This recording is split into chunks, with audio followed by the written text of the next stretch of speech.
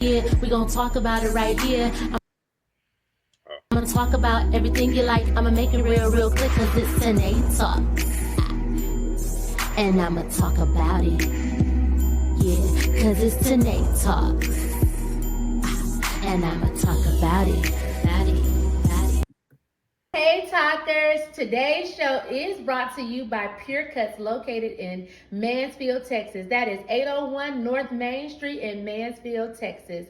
Pure Cuts is where you get the master barber experience. They specialize in men's cuts, kids cuts, women cuts, edge ups, braidings, lock retwists, the whole nine. You get the whole shebang when you go to Pure Cuts. So make sure you mention Tynee Talks and get a little percentage off your haircut. All right? Tell them Tynee sent you. And welcome to the Tynee Talks podcast, the podcast that educates and entertains, the podcast where you come to laugh and learn. I am your host, Tynee, and I have some wonderful guests with me today. We will be discussing vending at the Essence Festival with the Hoop Mobb founder Donyale Walton and HBCU Only's founder Michael Smith. So without further ado, welcome to the stage. Hey. Hey. How y'all doing today? Great. How are you? I'm fantabulous per usual, you know. Hey, I'm trying to go to that barbershop. What was the name of it? It's called Pure Cuts. Pure Cuts. Yeah, I definitely Pure Cuts. Yes, it's in Mansfield, Texas. So they can all of this. I don't know about this, but all of this. Hey, real talk. I'm going to Turkey and I'm getting my hairline back. I'm telling you, when I come back, don't be saying nothing. That's when I'm gonna know you got money. Right. Right. Hey, I'm telling you, that hairline gonna be right here. All right. Listen, don't put it down too far. Right, like lace front. not like a lace front. The boys is getting lace fronts these days. They are. Right. So listen, watch out. Take your man swimming on the first date. Right. So I definitely don't want to get veneers because I don't want to mess up my teeth. No, don't get no veneers. I think my teeth are all right. Like, your teeth are fine. The girls say you fine out here in these streets. Yeah. That's what I heard. Hey, tell them they don't want to get on this ride, man. This roller coaster ride, you got to be a certain height. Oh. Listen, those are flirting words with the girlies out here. That's too funny. Well, I'm so glad to have you all on. You both are returning guests to the Tynee Talks podcast. And recently, you both did something so fabulous that many wish that they could have the opportunity to do. And that is be a vendor and have their business displayed at one of the best, blackest festivals in the world, in the best, blackest city in the world, in New Orleans at the Essence Festival. I know this was Donyale and the Hoop Mobb second year vending at the Essence Festival. And Michael, this was your first year. Right. But before we get into it, I would like for both of you, for those who have never tuned into Tynee Talks, I have no idea who you are, who your brands are. Tell me a little bit about yourselves and your brands. So we can start with ladies first. Miss Donyale. Ladies first. Okay. I am Donyale Walton, Flint, Michigan native and founder and CEO of Hoop Mobb Accessories. We celebrate a cultural staple, which is hoop earrings, and just help women express their bold and authentic selves everywhere they go. And yeah, so that was the second year of vending at Essence. It was really fun. Really excited to talk all about it. Yeah.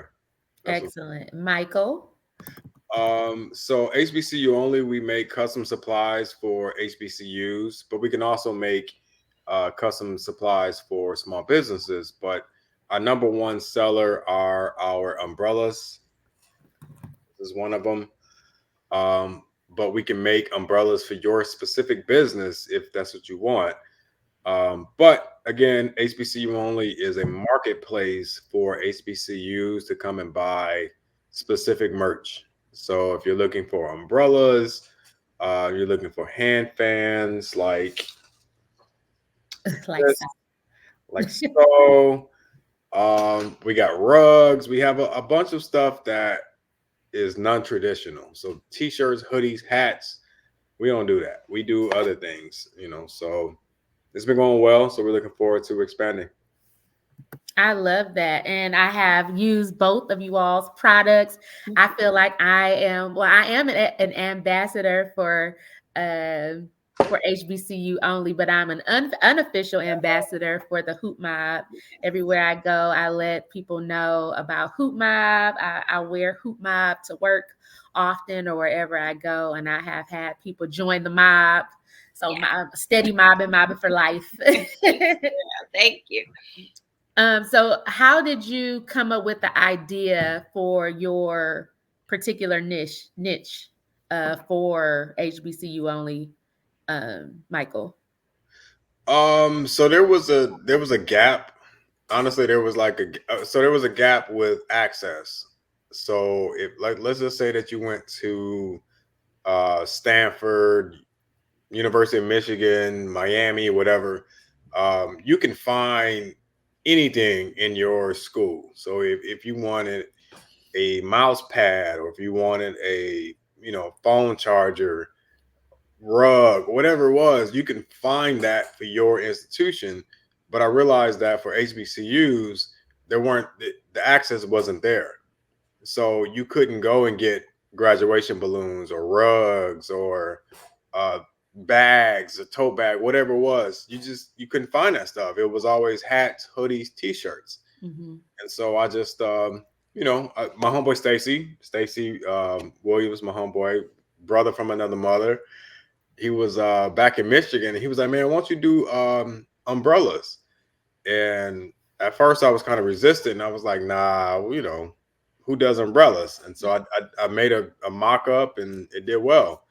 So Stace, hey, appreciate you, brother. Well, that was a good question to ask. You said you kind of shunned it, and you were like, "Who does umbrellas?" But that was the answer to your question. Nobody. Nobody. And now you can corner the market with that accessory because it rains everywhere, so it is needed. Right. Yeah. So Stacy, he really catapulted things, and so that snowballed to other things. So like rugs, the hand fans, the tote bags. But the umbrellas are the hottest thing. Like every HBCU, they want their own. Every day we get messages that say, where's our umbrella? Where are da, da, da, da. We ain't licensed with y'all. So how difficult is licensing? Not difficult at all. Well, at least not for us. So you have to submit to the school. The school will determine if they need another vendor to make whatever. But I mean, typically, you just pay the fee. Pay the upfront fee, and you're good to go. Okay. And Donyale, for you, how did you come up with your niche? Plenty of people do accessories or earrings. I know you started off with the hoops only, and then it has expanded to more than hoops. And Hey, I love that because you have before you start, I didn't know you was coming so fine. I would have Listen, if y'all saw me just 20 minutes. It's giving shoulder. Like she really popped out and showed. I had a robe on. Oh man, you just showed up all fine and shit. I was like, can you give me 20 minutes, please? Anything for you. That's funny. But yes, for me, I I'm always an ideas queen, and I was looking for something, just another idea after I had my daughter, and I wanted something simple. I wanted something simple. That's so funny. Business is not simple, but I wanted something that was seemingly simple to start. And then once I thought about hoop earrings, I knew that would resonate with my people. And it's like, I really appreciated having a business geared towards my people, because it's just easier to talk to people that you understand. Like that's like the best business to have. So that's and they get the references that when you come up with the different slogans that go with the earrings that speak specifically to us. We get it. Right. And we're not, what does that mean?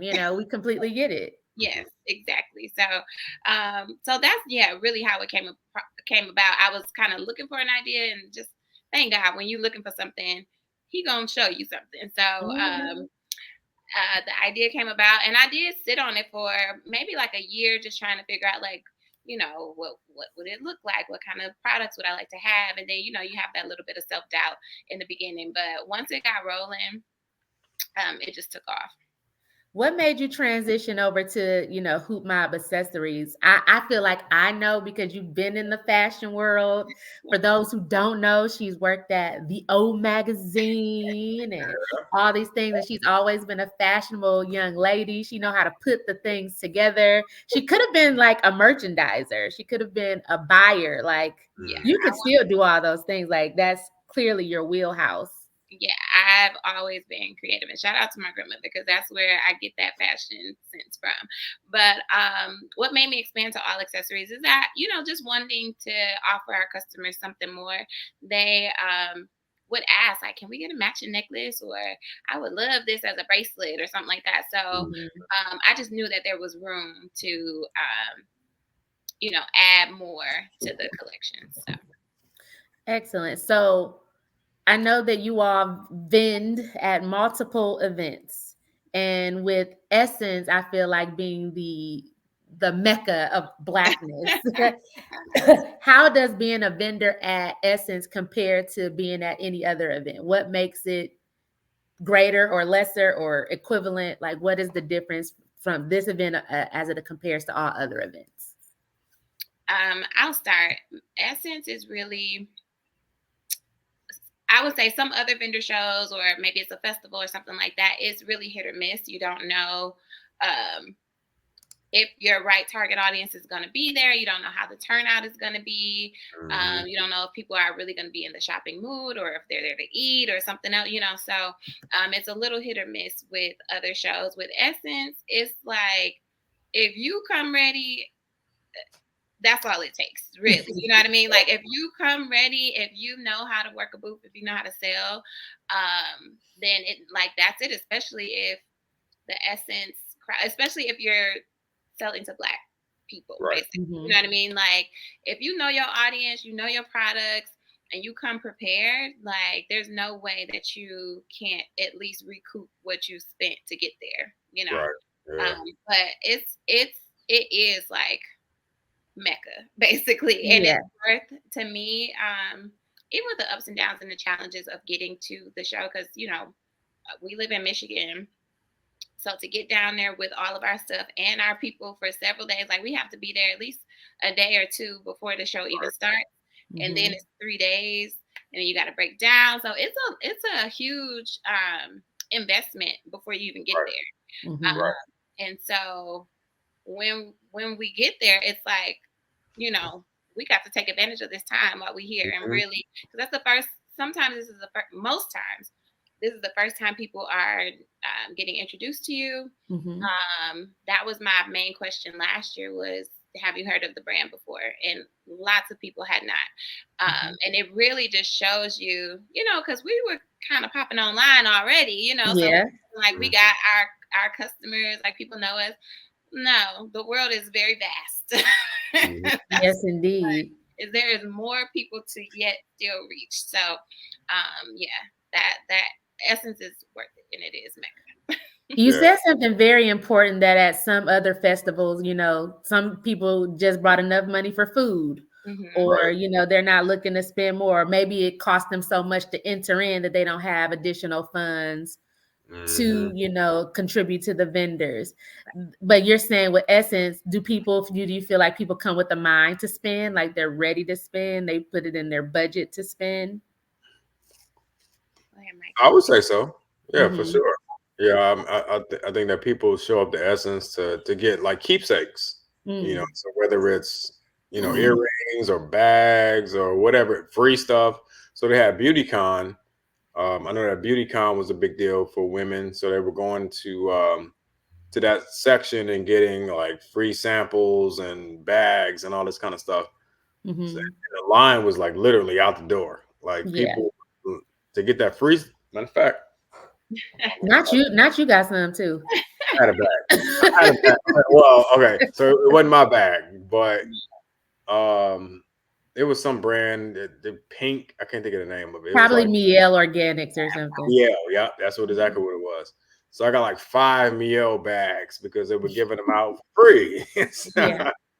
So I stacked up on those. Yeah, I definitely think people come to shop. I know there was something going on Twitter because another kind of founder had shared it with us, but saying like Essence is not worth it if you don't have a big name because people only go there for the free stuff. And I just that has not been our experience. Like people do know, I think people know who is going to give out free stuff. You can expect something free from Vaseline or Dove, but you ain't looking at me to give you nothing. You know what I mean? Ain't giving out free samples of soap. That's true. Different. So, but yeah, I do think people fit it in their budget. I know a lot of people who shopped with us last year at Essence probably never shopped with us online. It was like, oh, I was hoping y'all would be here again next year, you know. Right.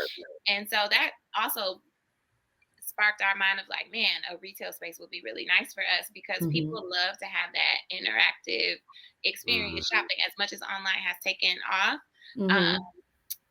Something about them being in the booth, interacting with the products, like, it's definitely a part of people's budgets for sure. So and Michael, and what is different for you for Essence than any other event you've been to? So Essence was really cool. There was a few things that I wish we would have done differently. So the strategy going into Essence was, okay, we're going to be at the convention center, but we should also get a booth outside the convention center.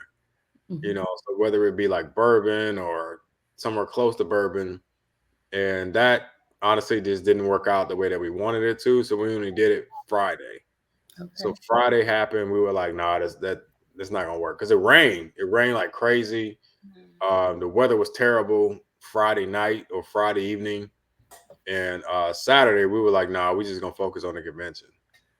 And so once we start focusing on it, just the convention alone, then we started to see some differences. Okay. Excuse me. I'm sorry. So, but my question to you, again, like I asked Donyale, is how did this event compare to other events that you've been to? Do you think it was greater for you? For your particular brand? Okay. So so this is the first year. I'm gonna tell you exactly what happened. So, so Friday we did okay. Saturday we did okay. Saturday night we had somebody stole our trailer, like literally out in front of the Airbnb that we stayed at. Somebody stole our trailer, and so we had to deal with NOLA PD to get them to to do the police report and that whole craziness. But it was a lot. Like New Orleans was it was a lot. Inventory. It was well, I'm so sorry to hear that. Like that's where you were holding your inventory. So the majority of our inventory was at Essence at the time, but there was still like 20, 30, 40,000 worth of inventory that was in the trailer. So it is what it is. Like I would love to be upset about it, but what can you do? It's gone now. Yeah. Well, the good thing they didn't take everything, and you housed most of it at the venue, so it was good. With that being said, aside from theft, how did attendees respond to you all's products? They loved it. They loved it. I think that HBCU Only is really starting to become a household name. So when it comes to inventory or when it comes to products that are unique, I think HBCU Only is going to be like the premier name, so like whether you're a freshman or you're an alumni, yeah, you're like, hey, I'm gonna go to HBCU Only because I can get custom stuff, some exclusive stuff, and I think that's really cool. I also feel like HBCU alumni; those are the type of people that go to Essence. True. Middle class Black folk. who graduated from, Right. your favorite HBCU fam, your Grambling, your Xavier, your Dillard, all the Louisiana schools, and they're there. And so they want to, rep their institutions, and then you meet that need for them. What about you, Donyale? It seems like a lot of celebrities gravitate to your brand, as well as lay people. Yeah. So thank God. And and that really comes from hustling while we have. It's like it's not it's not by happenstance. We scheduled that chick Angel for a meet and greet because it was just a full circle moment. We met her last year during Essence, and the genius thing, we had celeb bags already pre-packed, basically, to where if we did run into anybody, we can give them like some of our best sellers and stuff. Shout out to Simone. Simone was my assistant, and she helps think of that idea. And so we ran into her, gave her a bag, and then she came and shopped with us. And so we did a collection with her last year. And so we had her come back for a meet and greet. But, great thing about that is she has friends who are also, well known and whatnot. So she was kind of sending people to the booth. We got involved with New Voices, which helps entrepreneurs and Black-owned businesses just advance. And so we were also displayed in the New Voices booth. And then, the people who are involved there, they get to spread the word. So it's really just about like connecting and getting out there. And I'm gonna tell you, like, we had celebrities in the booth, but we had church fans. I was going out into the hallways as people were lining up, like he said, for BeautyCon. I would go down that way and like hit the whole line. And luckily our booth was right kind of on the side of Target's booth, and their line stayed long all day. So I would just go to the Target line, pass out church fans, and let them know, like, hey, our booth is right down here. When you get done, come check us out. It was really no shame in my game at all. Like, Flint chicks hustle harder. We already know. Essence is a one-time thing, and it's so funny. Me and my mom, we both grabbed a handful of fans, but I came in late. So this was Sunday. I came in a little late than the team. And so I knew that there was a line of people outside. And so she was like, well, I'll go with you to pass out fans. And I was like, this ain't going to be enough. Whatever we can hold in our hands is not going to be enough. We got the whole big wagon that we've been using for utility purposes. I said, empty the boxes in this wagon. I'm like, first of all, it's Sunday. We don't need to have anything left, on Sunday. True. So we went to that line and was handing, and people were like, oh yeah, give me one. They see anybody getting anything free. Everybody. Right. Everybody wants it. Right. So as long as we were basically flooding the convention center with our fans or with our logo or something, even if they were taking it and didn't know, like, now you're marketing for me, because you're waving the fan, and somebody who might know us is like, oh shoot, Hoop Mobb is here, So we really hit the hallways. It was like I said, no shame in my game. So that's what really brought a lot of people to our booth. And then we got a lot of compliments on just kind of the aesthetic, how clean all of our marketing and everything is. And then we really took a lot of pride in trying to figure out a good kind of checkout system, because like I said, it's a lot of people. The booth can get packed very fast, and we were trying to make sure people weren't getting frustrated and leaving. So we had a catalog to where you can browse the catalog if you can't get to the display right away. And we would help people. So this year, everyone was checking people out instead of like sending them to the table and they get checked out one at a time. So we were doing like 4 and 5 transactions at one time, and really trying to make sure people were taken care of. And we got a lot of good feedback on that too. So it's really just getting in there, making sure you have a game plan. You asked a question about like, what's the difference? Essence, you have to have a game plan, because when you get down there, it's hot. Right. Let's just start there. It's hot. So the fan was a good idea regardless. Yes. That makes people be like, oh, she was thoughtful. Yes. But also then it's like logistically you have to make sure you know what's happening because you don't want to be walking around in no heat. You don't want to be like all over the place, have a million things to do by the time you get down there. So we took everything that we kind of failed on last year and tried to build upon that this year and make sure we had a great experience for us and then for the consumers as well.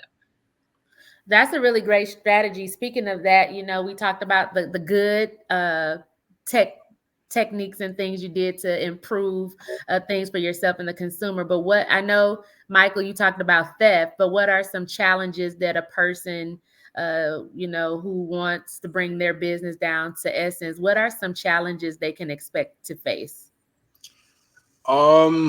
I agree with Ms. Walton. I think that you got to have a strategy. You got to have a game plan, like for sure. Because we're dealing with Black people. Like this is our, this is our culture. Like it is like you have to have a strategy. Give out some stuff for free. You gotta, get them engaged. I think next year I would get a bigger booth. We only got a 10 by 10. I think next year we'll do the 10 by 20.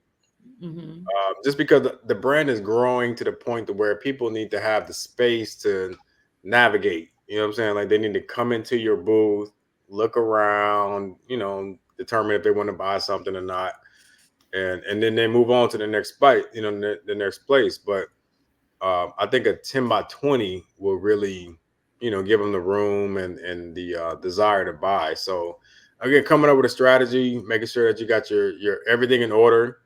Your staff, they need to be ready. They need to be knowledgeable. You gotta be ready. This is Essence. Like you gotta be ready. You gotta stay ready so you don't have to get ready. Like it's a lot. Like seriously, because you gotta move in, you gotta set up, you gotta break down, you gotta get out. It's a lot. So it's kind of like a pop-up shop. Yes. Yeah. Okay. Yeah. Any notable partnerships that you all made this year while being at Essence with other brands? Yeah, so I always try to make sure that I am speaking and interacting with the vendors around me. So definitely connected with the booth next to me. Their brand was called Beards and Beyond. They had a really funny shirt. I remember seeing that. Yeah, I remember seeing that. Beards make the booty bounce. Yeah. A nice shirt. So really just connecting with them. And it's so hard because the day is moving fast. You're trying to take care of customers. You're trying to network. You're trying to do all the things. Right. So I really just was trying to make sure I networked with the people closest around. And then, of course, as people came to the booth, just making those connections. And we did actually make another connection. And we're going to have a collab coming out later this year. So y'all hear more about that. But yeah. That's exciting. What about you, Michael? So we had some celebs come by the booth, which is really cool. Omarosa, she came by the booth. I didn't know that she went to Southern. She went to Howard and Central State. Oh wow! So she went to three HBCUs. So she came by the booth and she loved the jacket, so she wants to get a custom jacket made. Huh? Is she a Trump supporter or not? So I don't think so. Is she? So here's the thing. I mean, she was on The Apprentice, but I don't think. I think that's where the buck stops. I think she got some sense. Yes. So she's on. From my understanding, she's Team Kamala. Okay. Kamala. My bad. So she's Team Kamala. Okay. I guess. I don't really know. You can go to all them HBCUs and not. That's right. She's one of the three HBCUs. And she's really sweet. Like honestly, she's really nice. She wants us to come to Southern for their homecoming, so we'll likely be there. So she came by the booth. There was somebody else that came by the booth. I can't think of what celebrity it was, but yeah, I mean, so people drop by, they they leave their 2 cents, and we just try to capitalize off that, I guess. All right. Are there any new products or expansions in the works for either of your brands? You want to go, Kwani? I'm sorry, Miss Walton. Right. So I guess we can't say it now because it's the end of the month, but next month we will start to show up in Nordstrom Rack stores. Girl, what? Wait a minute. Whoa. Say that again. You gonna be where? Where you gonna be? In Nordstrom Rack stores across the Hoop Mobb gonna be in Nordstrom Rack stores? Yes, ma'am. Girl, you better. That's what's up. Congratulations. Let me tell you something about Donyale Walton. She said, baby, you thought I was gonna start low? No, Yeah. I'm gonna start high. That's right. Nordstrom's. Yeah, Nordstrom. I mean, how it all came together was such a blessing. Like, they reached out to us. They've been kind of very supportive, and because this is our first rodeo doing this, so like that team has been very, very helpful and just patient with us. So yeah, but we will be in Nordstrom Rack stores across the country. It'll be small, so we're starting off small as far as like we ain't got no whole display. That's all right. To stay in there and sell the stuff, So, but we're really excited. Yeah, that's really cool. I am so proud of you. Thank you. That's dope. I this big laptop. You said what? I ain't got no earrings, but I definitely want some Hoop Mobb. Like, yes, so we got so do you make earrings for men or just women? We've had a few unisex styles, but I've heard that one too many times this year, so we're working on a men's capsule collection. Okay, I mean, ours ain't got to be like. I mean, it's right. They need a little Michael Jordan earrings. MJ. Very simple. Okay, we ain't trying to be out here like MJ or oh my God, that just made me so happy. Oh, like for real, like. That's cool. Girl. No, let me tell you something. So, Michael, what do you have any expansions or partnerships coming up? Yeah, actually, one of the major things that I wanted to ask is that so Donyale, I've had people ask me, and I wanted to ask you. If there is a HBCU Hoop Mobb collaboration to where you can make the earrings, we make the HBCUs. What you want to do? That's cute. I mean, we got homecoming coming up. My only thing is quantities and production. Okay.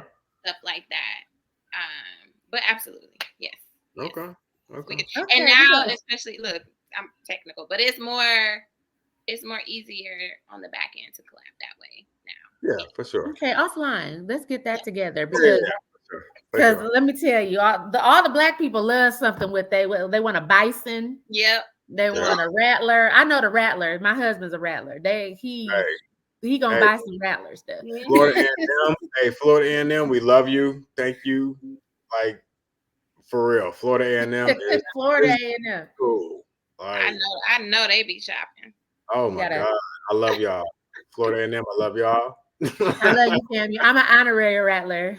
Ever since I went to homecoming, they changed my life. So yeah, they're number one for sure. They are number one. I bang with them heavy.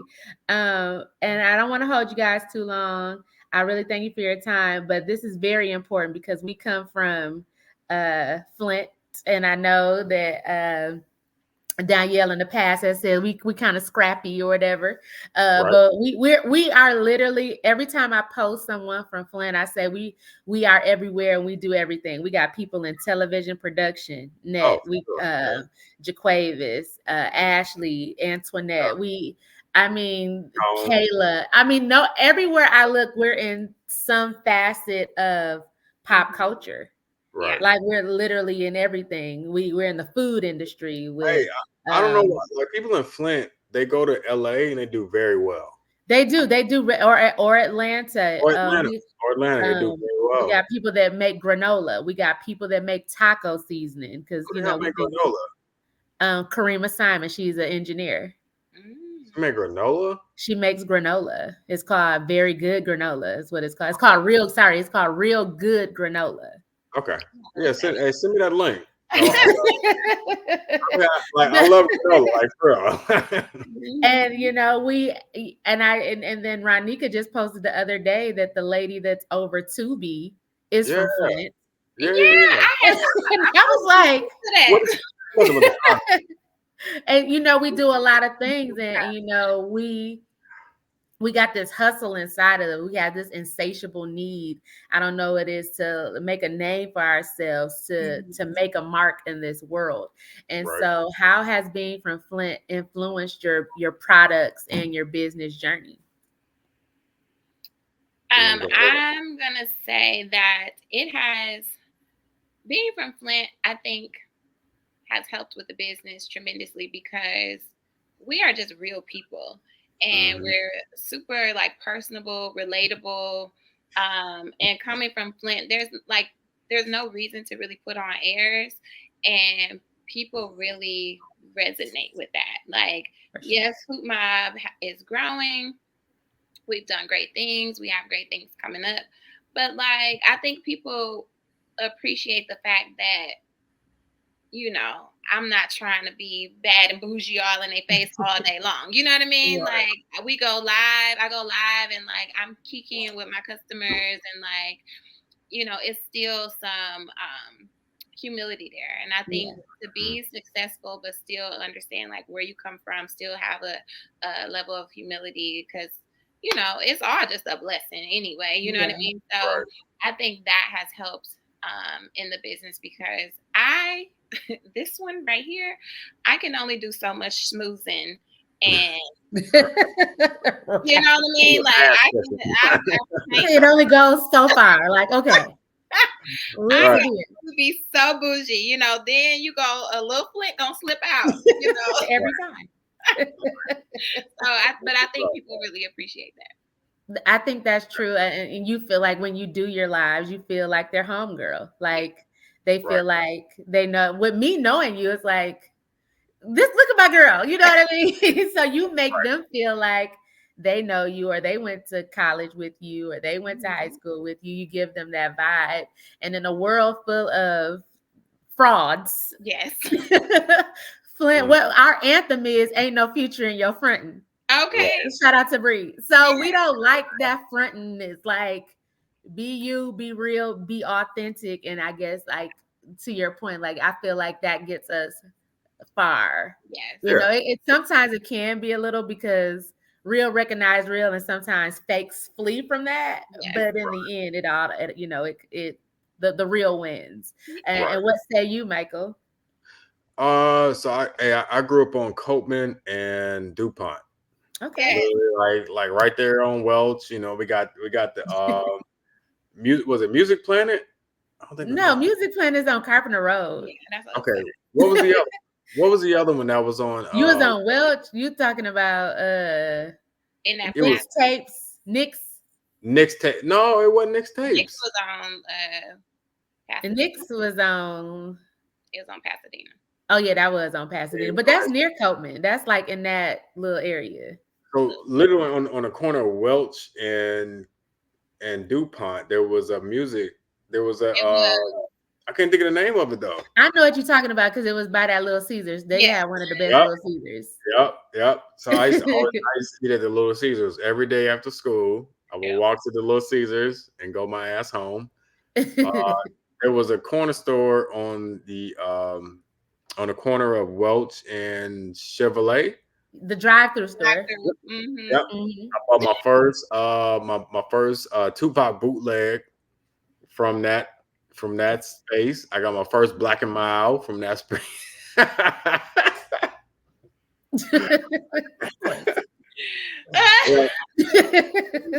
first Black and Mild from there. Today in Black History, when I purchased my first Black and Mild. Hey, my first drink was purchased at D&H. Literally, that's some black shit. This is where we come from. Flint is different, man. Flint is a different place. It's a magical place, honestly. It's Like, so magical. I mean, we got to grow up so quick that, Yeah. you know, you might be 12, 13, but you doing grown people stuff. Babysitting your siblings, Yeah, after school food ready. yeah. Cooking for the family. You like raising like 12, Not you 13. raising a family at 12. That's crazy. Yeah, yeah. Cooking, you making Not my tacos. ministry.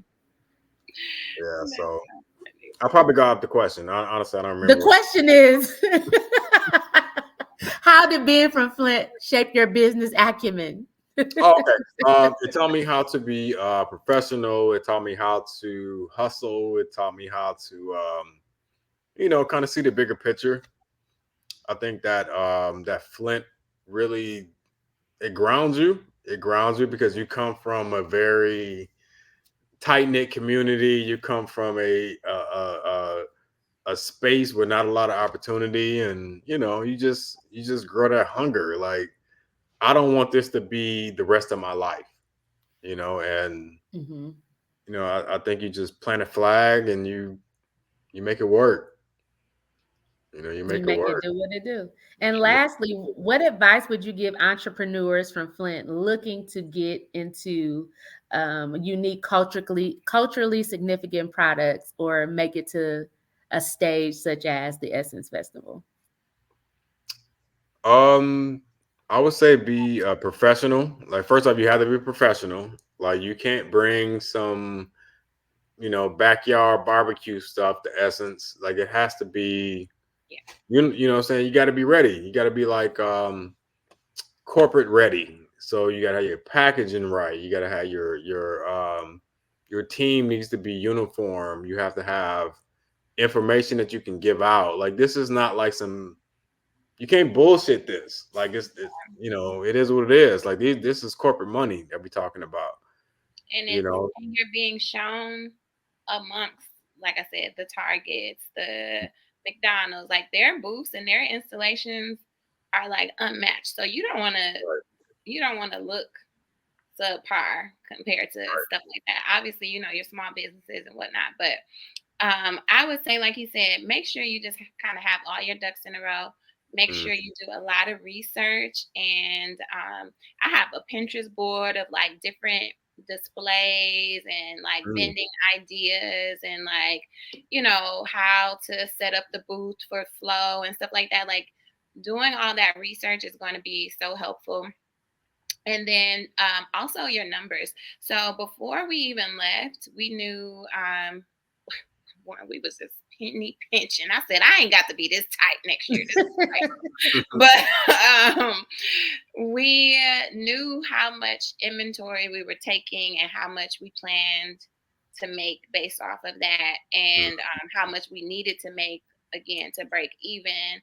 Um, and just kind of making sure that, like, I would say this year we went more bare bones than last year as far as like just display and setup and whatnot. And but it was very, very helpful. Like, just to have that, we do like a run through at home before. We'll kind of like set things up and see how we want things displayed, because well, and then sometimes it just don't work out. We thought we was gonna be Right. able Oh, to scan these barcodes on the display, and we weren't taking into account that people gonna be standing in front of those displays. You're not gonna be able to yeah. Right. you know what I mean? So it's little stuff like that that you just gotta like think quickly and be able to adjust once you get down Mm-hmm. there. But for anybody that is looking to do something like this, I would just say to start planning. Like, Essence Fest is always July 4th weekend. Right. You need to Mhm. start planning in like February, March, Mm-hmm. and just figuring out, because one, the fee is not cheap. Just the Right. booth is not cheap. Um, how do you plan to set up? What are you gonna give out for free? How are you gonna make sure that you're capturing data while you're there to make sure those customers aren't one time, and that you can keep Right. them year round? Just all of these things you want to be thinking of, and you can't hit every mark. That's what I had to realize, is that when we were down there, I felt like our flow we set up our flow, but I still felt like there was like people waiting. And then I was like, you know what? If they were at a store, they would have to wait in line. If they was at Kroger, they would be waiting in line at Kroger. So Right. like this is fine. But you're not gonna be able to hit all the marks. Like I wanted to do better, like ads ahead of time to where people would know we were there, but I just didn't have time. Time got away from me. But if you at least make a game plan, you can knock off most of those things and make sure that you are successful when you're there. Because I really do hate to see the people who you can kind of tell are not doing well vending, because it just becomes very obvious, and it kind of, you can see it's killing their spirit, which is going to be even worse. And so you have to have the energy. Like you said, the team. Like last year we hired some people from New Orleans. We were like, this time we can't, because they don't know the product. Right. They don't know the brand, and they're more in the way than helpful, and no shade to them if they watch this, but no, but I get what you're saying. They couldn't speak to it, so it's messing up the flow if they got to come keep asking you questions. Yes, exactly. So I feel like we had our strongest soldiers. Everybody knew, like, this is just what it is. We really, we barely taking bathroom breaks, but we just making it work. And then we rest after, but I would just say be prepared to work hard. Any little bit of trepidation or timidness, like that's gonna have to go out the window, because you've got to get people in your booth. Like it's not Essence's job to get people in your booth. Right. Yeah. That's really great tips. Don't be afraid to talk to the people. Don't be afraid to be embarrassed. Because it was so many people that was like, and you just go on with the next. For every person that's like, don't want a fan, looking at you crazy, or walk past your booth, it's 10 more people that's ready to shop. So right. One thing I wish we would have done more of is have HBCU only specific merchandise. So we had a few things, but for the most part, we cater to HBCUs. So if you went to Southern or Florida A&M, Texas Southern, Tennessee State, we had that specific stuff. But some people didn't attend HBCUs at all, so they just wanted to buy something that had HBCU only on it, and we only had car air fresheners. Like, so we didn't have T-shirts, we didn't have any of the other stuff. But I feel like if we had that stuff, more people would have bought stuff. So do you feel like that's something you'll do in the future? Oh, for sure. Okay. And honestly, we had it ready. It just didn't get delivered in time. So we had fans that said HBCU only. We had umbrellas. I'm not umbrellas. Car air fresheners. We had T-shirts. And it just didn't arrive on time. So that's a big thing. Make sure you have everything you need prior to, Yeah, that's what I was gonna say. Because if Donyale is saying making sure you're planning at least 6 months in advance. Oh yeah, for sure. So making sure you have your inventory at least a month in advance so that you can carry it down with you. I have an idea for you. Maybe you can have HBCU only playing cards. That's a good idea. And then with the playing cards, it's like HBCU, and then each school, like a school on each card. Yeah, that's an idea. So the T-shirts, honestly, the T-shirts that we wore. So this T-shirt, we wore this polo, and it says, "Oh wait, let me see if we can see it on the back." They not like us. Clever. So people was like, "Hey, y'all got them T-shirts? Or the shirts?" We was like, "Nah." But next year we'll have more T-shirts. Obviously, they're not like us. We'll probably be played out by them. But you can bring it back. Don't let it die.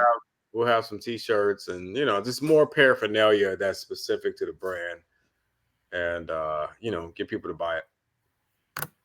Well, I appreciate the Hoop Mob and Accessories and HBCU Only for coming to the Tynee Talks podcast to tell us more about your brand and your experience at the Essence Festival.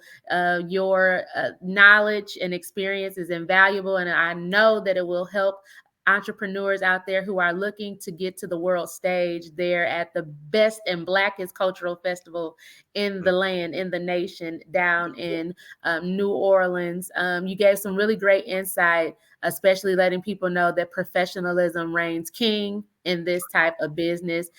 Being able to pivot and transition through rainstorms, theft, your expectations versus reality, all those things play a role when you are a small business looking to expand. And also, you also talked on the importance of networking and getting out there and touching.